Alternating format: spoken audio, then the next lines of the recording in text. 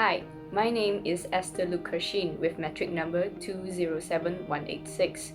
Today I'll be giving a brief introduction about an interesting topic, bioterrorism. What is my intention and inspiration to choose this particularly unpopular topic? Well, let's start with a visible phenomenon that can be observed affecting the world recently, COVID-19. Just think about how it affected the overall economy, health levels, and welfare for all walks of life. Although the virus is invisible to our naked eyes, look at the damage that has been brought. After the breakout, it raises the awareness of the public to be cautious and avoid underestimating the harm that bioattacks may bring. To the eyes of many Malaysians, war and terrorism may just be a stranger, as we live in a somewhat peaceful country. However, we must be on guard and be aware of our surroundings, as well as being prepared for unexpected events, especially malicious bioattacks. Before I proceed, I would like to talk about the topics that will be covered in this sharing session. First of all, I will talk about the definitions with examples of past bioterrorism.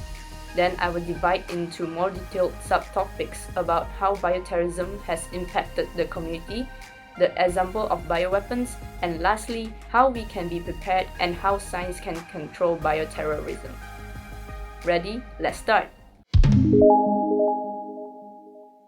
First and foremost, what is bioterrorism? In easy words, bioterrorism is the intentional release of bioagents, for example, viruses, bacteria, fungi, or their toxins, to cause death among populations, where populations can be any living creatures, may it be food crops, livestock, and even living humans. The most common aim of setting off bioattacks is to manipulate the government or terrorize a civilian population. To have a better picture, we can take an example of the infamous 1995 sarin gas attack in Tokyo.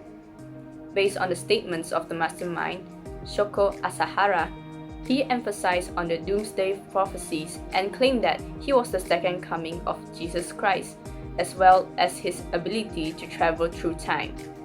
The attack is intended to eliminate people that he thinks is sinful so that the world can be a better place.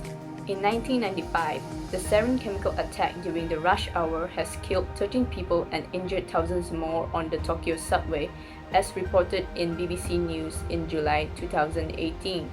In fact, sarin is a strong chemical that targets an enzyme within the body's neuromuscular junctions, where nerves meet the muscles. The fumes of sarin will cause the eyes to sting and then causes severe brain damage as well as respiratory and muscle damage after long exposure. Furthermore, other notorious incidents of bioterrorism, for example, the Nipah virus in the year 1998 has infected countries like Malaysia and Singapore. Also, in World War II, Japan uses plague, anthrax, and other diseases in their war strategies has eventually led to huge impacts towards the community. Bioterrorism or other high-consequence biological events can result in mass casualties, epidemic illness, healthcare worker illness, environmental contamination, legal issues, and cause unease within the medical community and the community at large. Due to the loss of human resource or facilities, it majorly distresses the health facilities, normal operating or logistic systems, and even the provision of essential items. So this vicious cycle keeps recycling and guides the country to its worst, where some civilians may find it difficult to obtain necessities and maintain a stable income. That is until we can find a way to stop the spreading of the bioagent. Bioagents, for instance, viruses, bacteria, fungi, or toxins derived from them can produce powerful and deadly bioweapons that deliberately inflict disease among people, animals, and agriculture. Let's take anthrax as an illustration. The first deliberate uses of anthrax as an act of aggression were recorded in the early decades of 1900s during the World War I, as anthrax is a serious infectious disease that is caused by gram-positive rod-shaped bacteria known as Bacillus anthracis. It attacks primarily by releasing lethal toxins targeting heart cells and muscle cells that surrounds the blood vessels, and then releases edema toxins that targets the liver cells. Anthrax is mixed with powders, sprays, food, and water to infect victims, as anthrax only works when it reaches the living body. Lastly, how can we use scientific methods to control bioterrorism? First of all, we must try to develop models of the biological weapon so that we can have a better understanding of the enemy we're dealing with. Modeling provides an insight into the severity of the threat posed by the proliferation of biological weapons and allows one to estimate the effectiveness of different defensive responses.